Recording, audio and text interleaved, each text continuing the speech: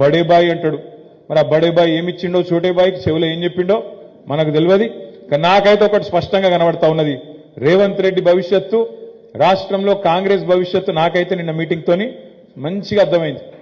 ఖచ్చితంగా రాబోయే రోజుల్లో మహారాష్ట్రలో జరిగినట్టు, అస్సాంలో జరిగినట్టు రేవంత్ రెడ్డి గారు వచ్చే ఎన్నికల తర్వాత బీజేపీ తీర్థం పుచ్చుకోవడం ఖాయమనే మాట మాత్రం నేను మీ పక్కా చెప్తున్నా.